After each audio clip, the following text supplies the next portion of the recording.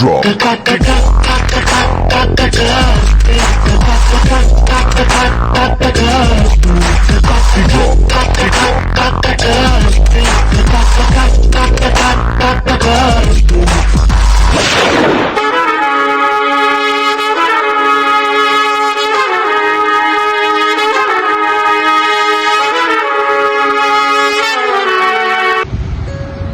Hai, saya Alia Kisina memegang watak sebagai Ainur. Hai, nama saya Syarmita Murali yang memegang watak sebagai Amrita. Hai, saya Dashaini Siwaraman memegang watak sebagai Haliza. Hai, saya Yuwarani anak perempuan Kalisen memegang watak sebagai Puan Nurida dan Puan Nitya. Hai, saya Afa Indati yang memegang watak sebagai Weilan, Abhishek, Erika dan Lin Cheng.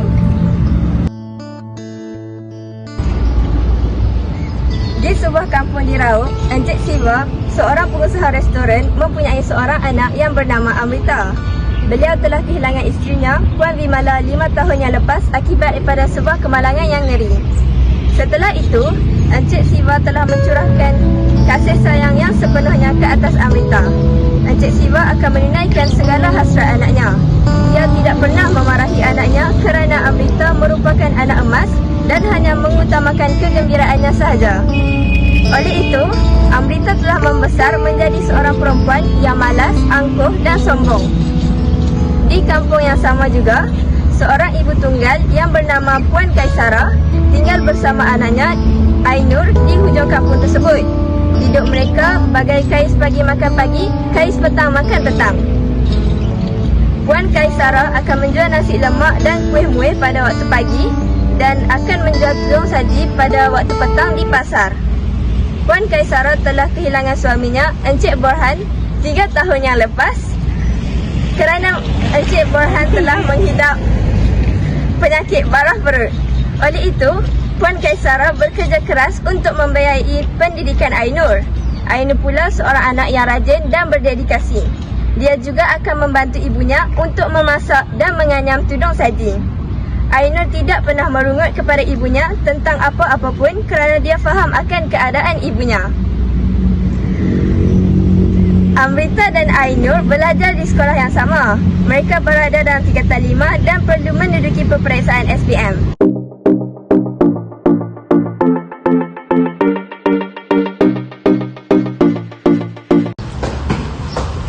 Hai Alisa, awak ada kelas ke lepas ni? Tak ada, kenapa awak tanya ya? Sebenarnya saya nak mengajak awak kita pergi ke pusat pembeli yang buka baru hari Kejasko tu. Sebab saya dengar lah ada banyak kedai yang buka macam kedai pakaian, kedai menjual alat soleh, minyak wangi semua secara besar-besaran. Jadi saya, Raylan dengan Abhishek bercadangan nak pergi situ lepak jap. Saya nak minta awak nak ikut kami ke tak? Sebenarnya saya tak ada kelas. Betulkah awak ada kelas kimia lepas ni? Biarlah kami nak konten lah sebab kita tak ada mood nak belajar kimia nanti. Saya tanya awak nak ikut kami ke tak? Itu je. Saya tak nak ikut. Saya nak memenangkan mata belajar lebih tambahan. Lagipun peperiksaan SPM tak lama lagi lah. Jadi maafkan saya ya. Ada awak je lah. Jom Raylan. Pergi dulu.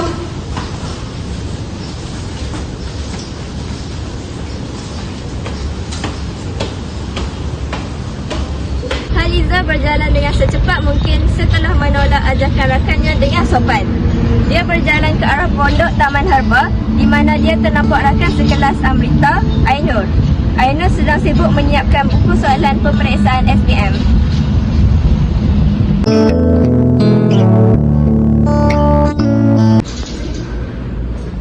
Assalamualaikum Ainur, boleh tak saya duduk sini? Waalaikumsalam Haliza, duduklah.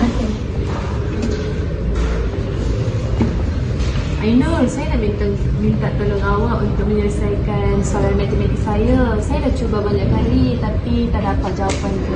Oh ya ke? Boleh saya tengok soalan tu? Boleh?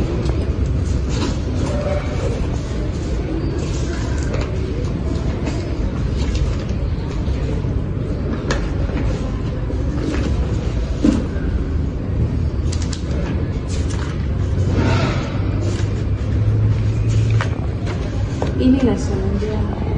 Oh. Ini.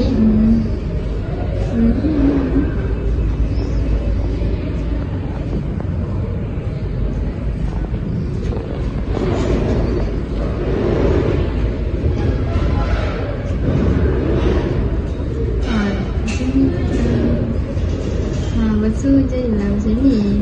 Okey. Cuba awak. Okey, jap.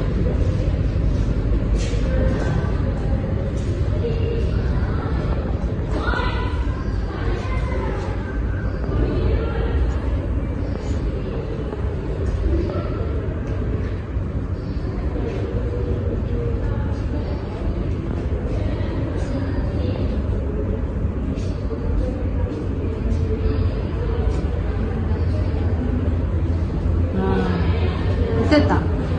Betul? Okey. Wah, memang senang juga untuk menyelesaikan soalan ni. Terima kasih Ainur. Sama-sama. Sama-sama Aliza. Kalau ada apa-apa soalan lagi, awak tanya je saya. Okey. Alamak, dah pukul 10.20. Saya kena pergi ke kelas kimia. Okey. Okey.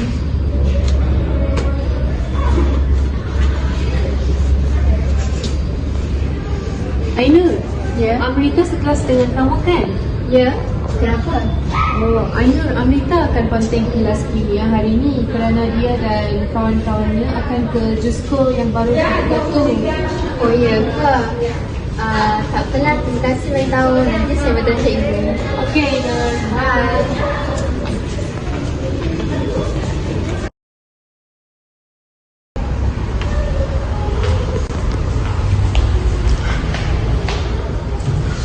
Selamat sejahtera kelas.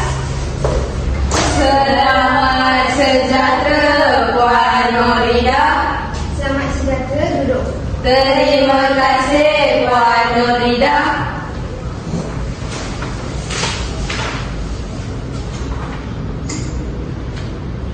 Kenapa bilangan pelajar dalam kelas ni sangat kurang? Berapa bilangan pelajar kelas ni? Jumlah semua 30, Puan. 30. Kenapa ada 27 je? Lagi 3 orang mana? Amrita, Abhishek dan Relan tiada dalam kelas, Puan. Haliza beritahu saya mereka memotong kelas untuk pergi ke Jasko yang baru dibuka tu. Haish, berani mereka ponteng kelas saya ya? Saya akan ke bilik pengetua sekarang juga. Peperiksaan percubaan semakin hampir. Masih mereka berkelakuan acuh tak acuh. Saya akan memanggil ibu bapa mereka ke sekolah hari ini juga.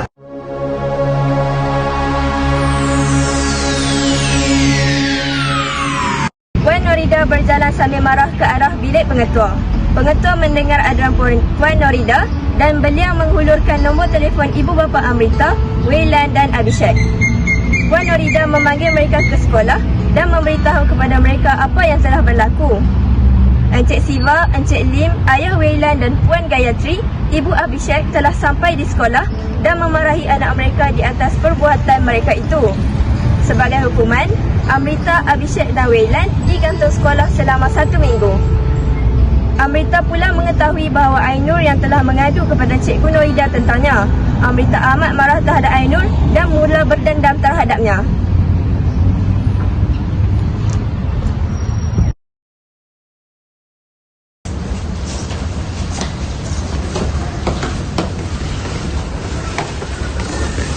Weh, kenapalah Ainur suka bercampur tangan dalam hal aku ni? Hanya sebab Ainur ketua tingkatan bukan maksudnya dia boleh campur tangan dalam hal orang lain. Tak mengapalah Amrita. Lagipun apa yang dilakukan tu perkara yang betul. Kita yang ponteng kelas. Peperiksaan SPM juga semakin dekat. Aku tak kisah pasal tu. Aku tak suka yang dia mengadu tentang aku kepada Puan Norida. Aku mesti kena membalas dendam kepada Ainur. Sejak hari itu, Amrita selalu mencari jalan untuk memenangkan Ainur dalam sesuatu masalah. Ainur pula tidak tahu tentang Amrita yang berdendam ke arahnya kerana sibuk membuat persediaan secukupnya untuk peperiksaan percubaan. Pada suatu hari, Amrita terserempak dengan Ainur di hadapannya.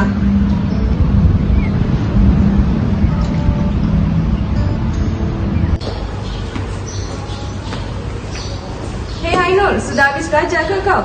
Hai Amrita, belum. Walaupun saya sudah buat persiapan secukupnya, tapi saya masih tak yakin dengan persiapan saya. Janganlah risau, awak ada banyak masa lagi untuk membuat persiapan dan mengulang kaji pelajaran awak.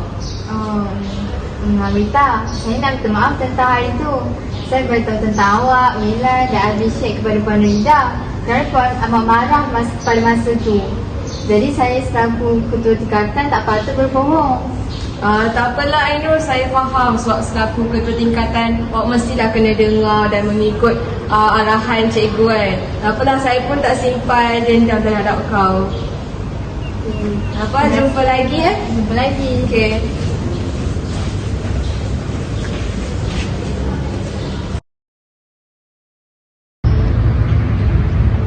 Ainur pun berjalan ke arah surau untuk menunaikan solat. Manakala Amrita pula melihatnya dengan rasa dendam yang membuak-buak. Dia perlu melakukan sesuatu.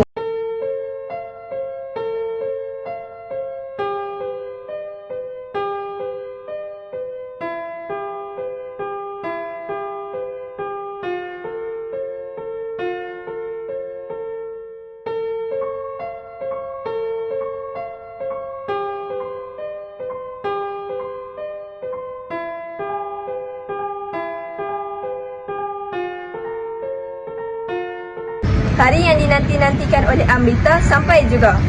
Pada masa itu, Ainur ditugaskan mengumpul dana untuk keluarga Farhana yang kehilangan rumah dalam kebakaran.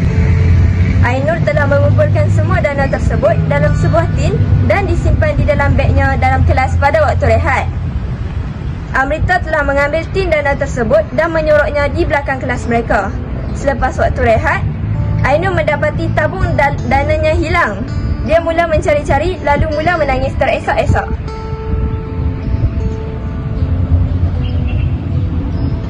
Weh, korang dah siap kerja matematik ke?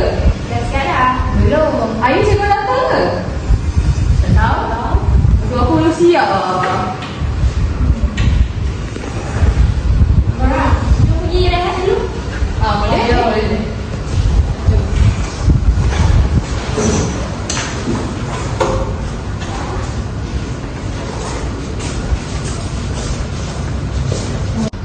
Amrita, awak tak nak ikut ke? Tak nak, pergi dulu nanti saya datang. Ada saja nak buat je. Okey. Bye-bye. Bye.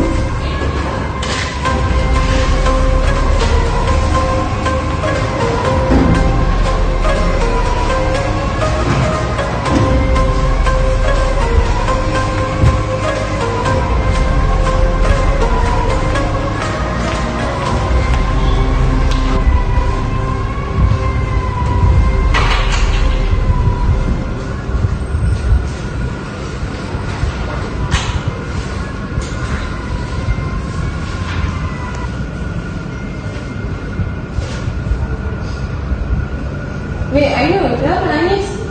Ainur, kenapa nangis? Saya simpan tabung tu dalam beg saya tapi dah hilang. Tabung apa? Tabung tiket darah kebakaran tu. Kalau awak letak tabung di dalam beg, macam mana tabung tu boleh hilang?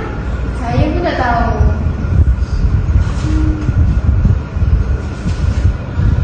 Masa itu, guru tingkatan mereka, Puan Nitya, memasuki kelas mereka dan ternampak Ainur yang sedang menangis dan sekumpulan pelajar yang cuba menenangkan Ainur.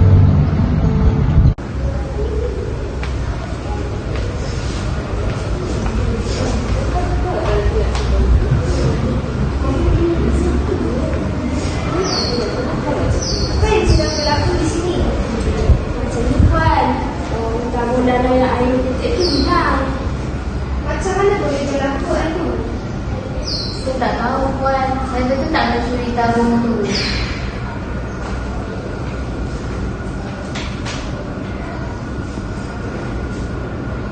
Dari belakang, kedengaran suara kawan-kawan Abhishek yang mengejek Ainur yang sedang menangis. Apa yang kau ceritakan tu langsung tak masuk akal. Macam mana tabung tu boleh hilang? Takkanlah tabung tu ada kaki yang boleh berjalan? Baiklah pelajar-pelajar, tolong mengaku siapa yang membuat perkara menjijikkan ini. Kalau tidak, saya akan menghukumkannya secara terbuka di perhimpunan pada pagi esok.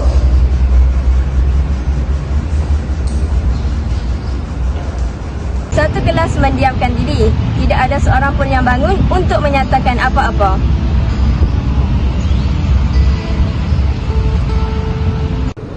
Disebabkan semua orang mendiamkan diri, saya terpaksa menggunakan cara saya. Saya ada menyembunyikan kamera di dalam kelas ini untuk memerhatikan gerak dari pelajar saya. Saya akan memeriksa rakaman kamera tersebut dan jika saya mendapati siapa yang melakukan perbuatan ini, saya akan memberikan hukuman yang amat berat. Puan Nitya berjalan ke arah depan kelas dan menanggalkan jam dinding pada kelas itu. Beliau mengeluarkan sebiji kamera kecil sebesar bola pingpong daripadanya. Muka Amrita semakin pucat dan peluh membasahi mukanya kerana dia akan tertangkap dalam masalah ini.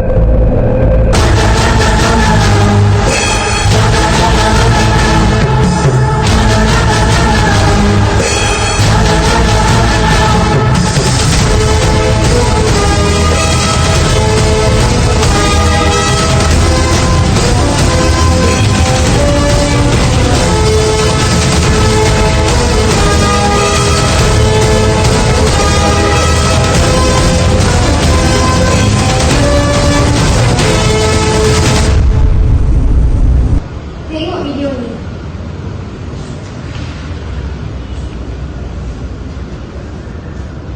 Amrita, itu kau ke? Serius lah Amrita? Sampai kau buat saya macam ni. Kenapa kau sanggup buat macam tu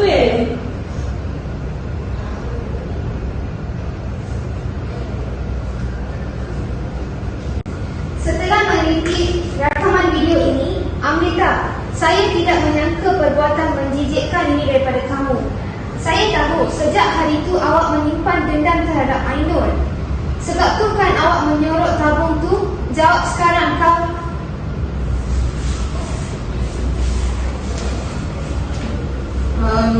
Maafkan saya Puan. Saya telah melakukan kesilapan yang amat besar. Saya sumpah saya tidak akan mengulangi kesalahan sebegini. Tolong maafkan saya Ainur. Saya menyedari kesalahan saya. Maafkan saya Puan. Amrita, kamu harus faham bahawa Ainur mengadu dekat Puan Nurila sebab dia mengambil berat tentang kamu. Kamu juga harus faham bahawa dia bukan mengadu sebab iri hati dengan kekayaan yang ada pada kamu. Sebenarnya, Ainur mempunyai hati yang amat besar kerana dia sanggup mengambil berat tentang rakan sekelasnya yang tidak mengedahkan pelajaran. Lain kali, jangan mengulangi kesilapan begini ya Amrita. Baik Puan, maafkan saya. Saya janji akan saya belajar bersungguh-sungguh dan akan memastikan perbuatan sebegini tidak diulang lagi. Maafkan saya juga Ainur. Saya tidak akan lakukannya lagi sekali. Maafkan semua kelas. Bagus. Saya maafkan awak, Amrita. Awak masih kawan saya. Kalau ada apa-apa, jumpalah saya. Baik, Ainur.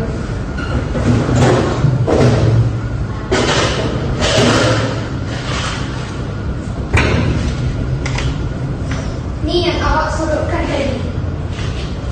Terima kasih, cikgu. Sama-sama.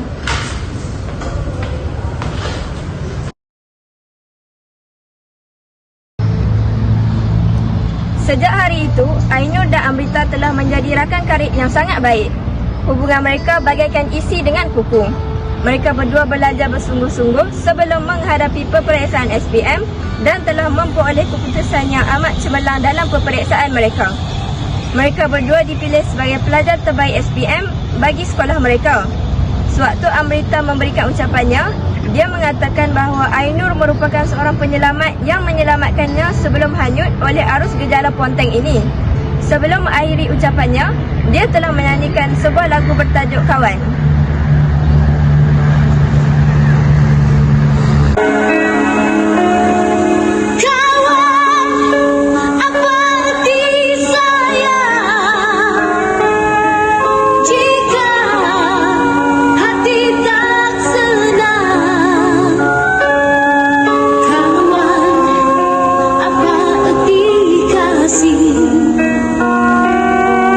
Jika kau tersalah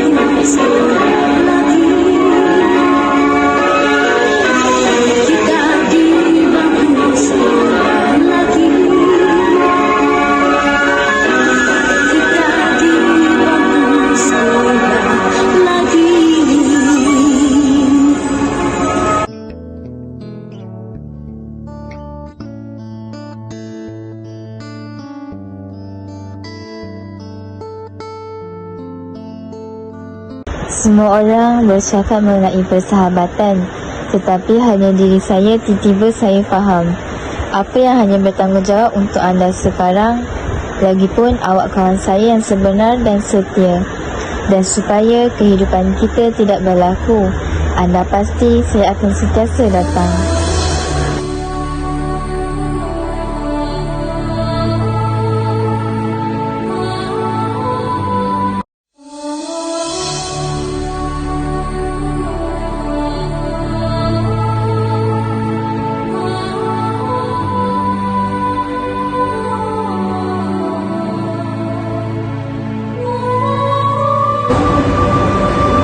Bye-bye. Bye.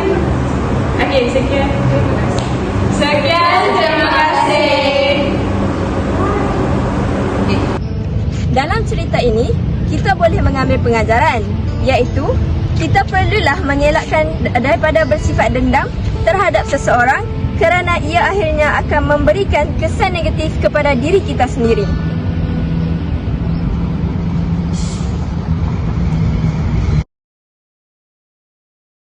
Salam sejahtera buat Malaysia. Salam sejahtera buat Malaysia. Salam sejahtera buat Malaysia.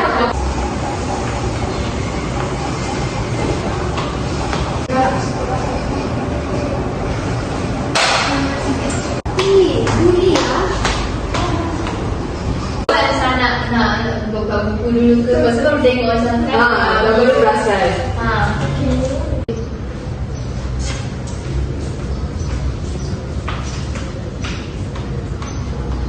Dia maksudnya dia bukan aja, maksudnya dia tingkatan Babe, kenapa nak Ainul suka masuk tangan dalam hal apa? Yo. Tak. Tu tahu Amrita kan? Awak dah hai Amrita lah. Membuat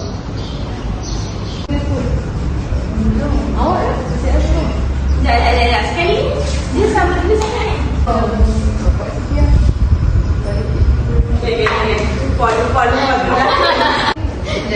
Slow dia cakap.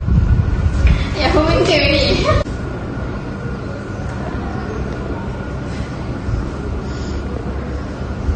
Apa lah. Aku pun tak reti nasib baru betul-betul ke. Tanggungjawab kau. Cut lah. Why? Why nak cut lah?